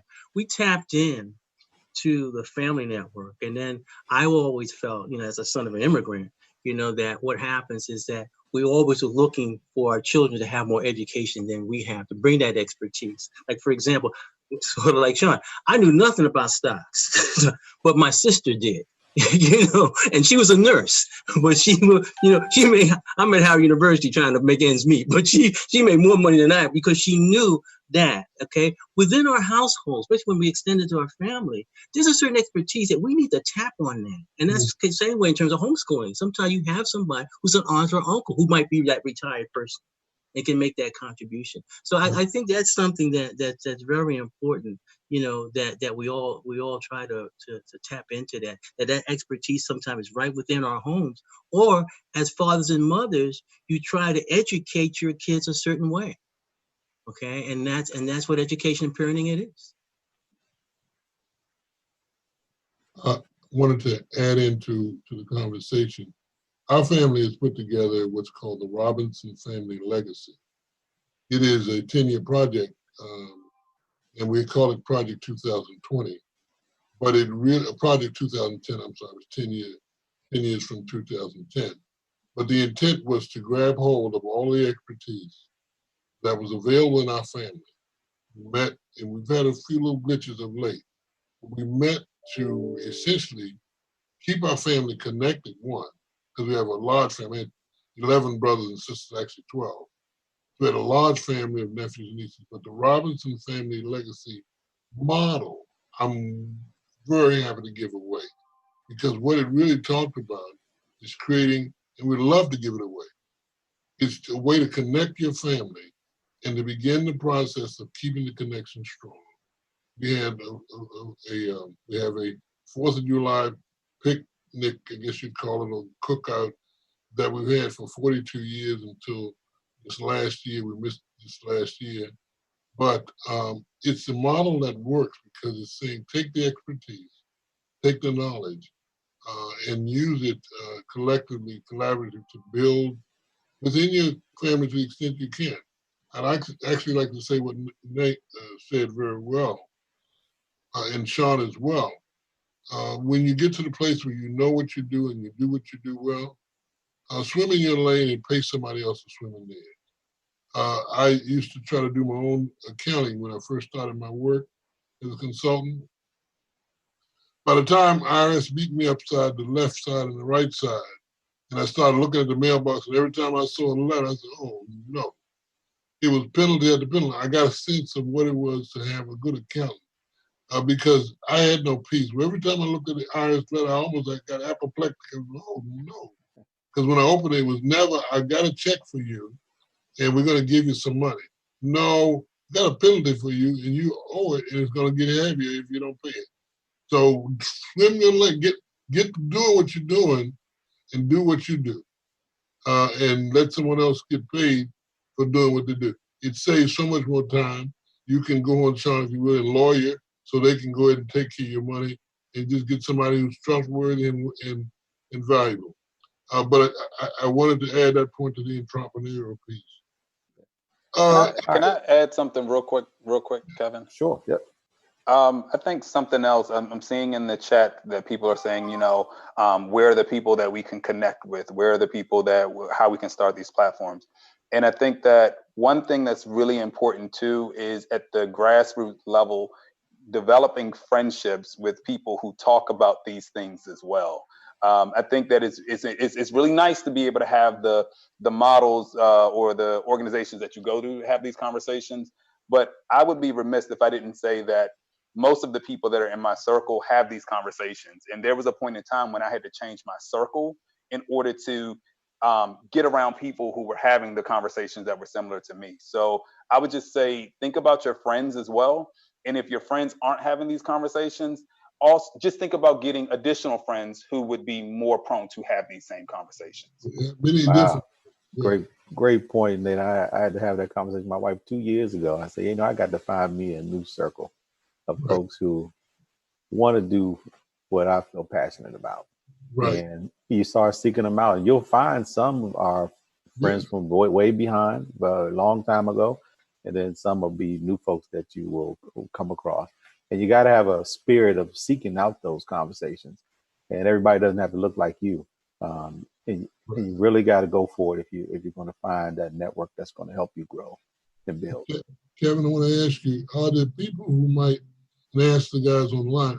Because we're getting to a place where we're going to have to call time in a minute. But I want to ask: is there anyone on the line who had a question that they wanted to ask any one of the panelists out loud? And let us know. Let us know. So that we can hear from you. Anybody? I think everybody asked their questions in the chat. And so very good. That worked. Good there. Well, let me do this. I promised that. I actually have a question. Can I pose a question? Yes, you can. And again, this is me calling myself out. Okay, so it's me posing a question, but also calling myself out. We have this great panelists, and I would love to pick Nate's brain, whether it's offline or online, whatever it may be, as to the economic aspect of things. Mr. Ethelbert, I would love to pick your brain as to writing, because part of what I do is writing. I do a lot of writing, and you're a great writer, simple as that. Marlon, I would need to know a little bit more about politics and how to maneuver politics. Mr. Robinson, you're just all around everything. So this is me. This is me calling myself out. Is it too much to ask? Let me just put it this way. Is it too much to ask that, yes, we have this 2-day, talk that we have, but like from what I'm gathering from the chat is this needs to be ongoing. But and let me volunteer my service. This is me volunteering my service. I can't speak for anybody else. I would love to, if anyone has any questions as to the legal aspect of things, or even teaching, you can say all day, I want to be a lawyer. That's cute, but how do I become a lawyer? That's really the question that needs to be posed. I volunteer my service now, and I'm putting it out there, and it's being recorded so y'all can hold me accountable for it. I volunteer my service. If we have any young folk that are online, or even, because the average age for law school is 32, so believe it or not, young folk or someone looking for a second career, or whatever it may be, I volunteer my service that if we want to do like a separate chat as to, okay, this chat is about legal realm and how do I become a lawyer, or whatever title we want to do, I already volunteer my service as to that. But I am going to catch every last one of you guys offline, because I have your emails now, and I'm going to pose some questions as well. So please know, if you get a question for me, please just answer. That's all I'm saying. Let me, Sean, I'm going to put that on you. I was not facetious when I said that for the last whatever number of years, I've been doing what you're volunteering to do for I don't know how long. Anyway, I'm willing to put myself out there as well to say, guys, young guys and ladies, if you want to have a conversation with me about the area of empowerment, as Nate can do as well, or maybe the two of us can do it together, but about economic empowerment, and specifically about the area of consulting, being a consultant. That's my thing. I'm a certified management consultant internationally, nationally. So if you want to have a conversation about that, and I want to say, as Sean said, I know your email address now, so it's on. Hey, listen. But I'm willing to do that for the benefit of the members that design, as well as anyone else on the line. Say, get back with Kevin and let him know that you have an interest, or put it on the chat, and we'll find a way to get ourselves a Zoom call so we can have a conversation and create what makes sense in the way of answers, agenda, and topics you want to cover, and we can have a conversation. I have this thing, this quote I use often in my classes, and the quote is kind of just really straightforward. Each of us are living and have been given life. And we're living to make a difference, not just to live. At the end of the day, when the bell is rung, the deal on us and for us is we're not here just to make a living. We're here to make a difference. And so that's kind of the perspective I have. And I love the model that you laid out, Daniel, in terms of the learning. And I love that. I'm a model guy, so I love that anyway. But I'm willing to be available. But I want to say a couple of things, if you don't mind. I want to make sure I let folks know what's going to be on your website for them in terms of what we're calling the action agenda for executing what's next. I'm going to do this as simplistically as I can. I want to start with the overall, and by the way, I've got to listen to this tape because there's stuff that you guys have shared that should go on this list that is not maybe as crystal clear, that you've actually iterated as you've gone through.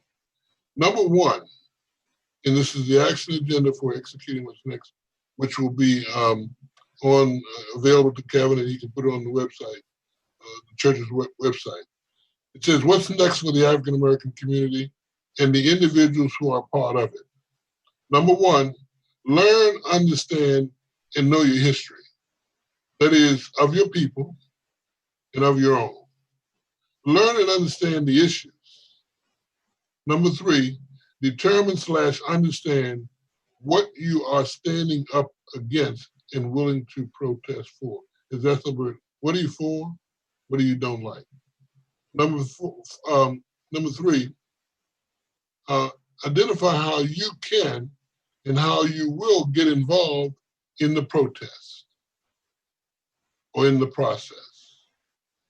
Number 4, there's only 6 of them, get actively involved in the process and the leadership. Be a good soldier. This is under number 4. Be a good soldier. And if you are vested in the issue, as are the people who you're standing with, step up and step into your leadership. Number 5, make sure you are going for and are getting real change. Identify clearly what is your ask. What do you really want and why do you want it? Number 6, know the difference between policy and systemic. Know the difference between policy and systemic change versus the cosmetic change. Because sometimes if you're going for this thing that you're concerned about, folks will give you the fringes around the edge, but you want the policy and the system. And you want to know which is the difference between the two. On the personal side, very quickly, the action agenda for executing what's next on a personal deal is number 1, learn as much as you can about yourself, mind, body, and spirit. Number 1, take a personal assessment of the who you are and who you want to be. Be honest, if you will, with yourself about who you are, where you're going, and why. Assess and write down specifically what motivates you, what turns you on, what are your passions. In other words, what would you do and would do even if no one asked you to or paid you for it? What is your talent? What are your skills? What is your vision? Where you want to be in and with your life. Number 7, there's only 8 of these. How much effort are you willing to give? And what commitment are you willing to make to pursue your vision? What is your plan to pursue and move towards your vision? You want to go with a plan, strategic, if you will, as Nathaniel would remind you. I want to give you one last piece for my thought is. This is a men's fellowship, and I'm trying to balance between 2 things. And I had this statement that I read from one of my little devotional, I put together after reading a devotion. And it simply says this, and I'm sharing it with you. Remember, faith does not rescue. Rather, faith sustains so that hope has a time to step in. When we look to our left and to our right, you'll see hope, and hope is God. He's talking to you and I and saying, I will never leave you or forsake you because you're mine. I made you for a purpose. Keep moving forward because I made you. And if you get locked up 45 times, keep moving, keep getting up. So this has been a pleasure. Ethelbert said something, I want to make sure that gets to you, it's Zen Education Project, but I've enjoyed this, and I hope panelists and as well as participants that we've done a good job in your hearing of adding some education, adding some value to your life by virtue of what's been shared. The talent here in the education, the information, and the enlightenment that you heard, I hope it's been useful. So I want to give each panelist an opportunity to say whatever closing thoughts they want to say. And Kevin, you're included in that.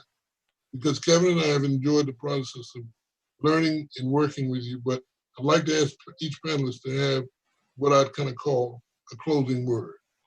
Hey, Brother Bernard, let's do that in this order, this sequence. Brother Ethelbert first, Sean second, Marlon third, Nate fourth.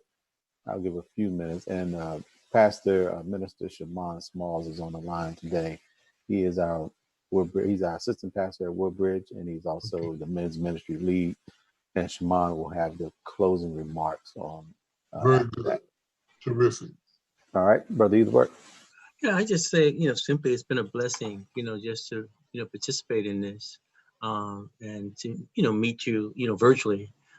So I'm happy to be part of this circle. And it's a time where, I hope that everyone here, is taking care of their family and staying safe. We talked about what's next. Well, the first thing we have to do is take care of ourselves and be healthy. Right. But I think, what Sean was saying, I felt this was the beginning of networking, among ourselves. I said that when we were introducing ourselves, I was deeply impressed by the resumes of everyone, so to speak. So, I think probably all of us, if you listen to what we were saying today and last week, we all seem to be those type of individuals who are accessible in terms of if somebody reaches out, and that's the best that you can do in terms of building community. If someone reaches out to you, you hold their hand and you return that sort of effort. Brother Sean. Yes. First, I want to say thank you to Zion Ministry, Men's Ministry, for even having me and giving us this platform to speak to everyone. It was a pleasure working with you guys, everyone on the panel. It truly was a pleasure. I am like the participants as well. I have learned a lot during this, literally in 2 days. I've learned a lot. My going away, or my last word would be, in order for a flood to occur, there has to be multiple raindrops. One single raindrop can't cause a flood. It's literally multiple raindrops consistently occurring to bring about the flood. And that's the same way I think about change, bringing about change. It can't be one single person. It has to be a variety of people attacking variety of issues consistently to bring about the change. So I put this onus on everyone, be the change you want to see. If you have an issue with something, be that change. And that's all I have to say. Marlon. Yeah, thank you so much for allowing me to join you for this 2-day panel session. I thought, it was very powerful. As I mentioned to start today's panel, the African American community is very dynamic, and I think the range of this panel showed that, whether it's in the legal sense, the business sense, education, politics, and it shows, again, to Sean's point, that those many separate raindrops in these different fields will make an impact. And, we need to continue collectively to make the impact within our own fields, but then, as a whole community as well. And, this is a great start of a conversation. And we need to make sure that we're getting, tangible action items, done come November, but also throughout our every single year and every single month. But, again, thank you so much. If you have any youth, young adults, college students who need mentorship, who need advice, anything of the sorts, I'm more than happy to speak with them. As we said, utilize your tools, utilize your resources and connections and networks, and let's continue to grow. Brother Nate. So I would say that my life's work is to promote Black excellence. And so I'm really excited to be able to be a part of this panel and to be able to do just that. I think COVID-19 has created an opportunity. Okay. Insanity, the definition is doing the same thing over and over again and expecting different results. And I think that we are now in a pandemic that is forcing us to do things differently. So we need to be wise. We need to be strategic in what it is that we do. We can come out of this pandemic better than ever if we're strategic as we plan on what we're going to do for our community. And so two things that I would leave. Bernard Robinson spoke about his family and how they do. They come together and they've been coming together for the last 42 years. I would say create your legacy. Whether you have children or not, create your legacy. There's power behind your name. And for me, I want it so that when I'm long gone from here, I want my name to have power, and not because of just things that I've done, but influences that I've made, reaching out, teaching people, being a better man, and being a better man so that my community is better. So I thank you all for allowing me to be a part of this. And I ask that if there's a takeaway from everyone, and that takeaway would be for you to create your own legacy and be better than you can be. Wow. Thank you, guys. Listen, when George Floyd was murdered on the street, the head of the men's ministry contacted me, Justin Person, who very passionately said, we got to do something. And we got to reach folks so they can hear from us. And I reached out to my mentor, Bernard Robinson, who's been my mentor for years, from when I was a young boy. And I said, Brother Bernard, do you know anybody who can help us with this? I have never met Ethelbert, Marlon, Sean, Dr. Browder. And I just sent an email and asked. And they responded yes. They didn't only say yes to the 2 days. They all said this conversation cannot end in just 2 days. So these brothers are busy, and they are thoughtful and loving and willing to give back to this community. So I want to just thank them so much for doing this without hesitation. It also means you can do the same thing. Reach out, touch people who even you may not know, get a connection, and you never know what will come back to you. So what an amazing panel, amazing conversation.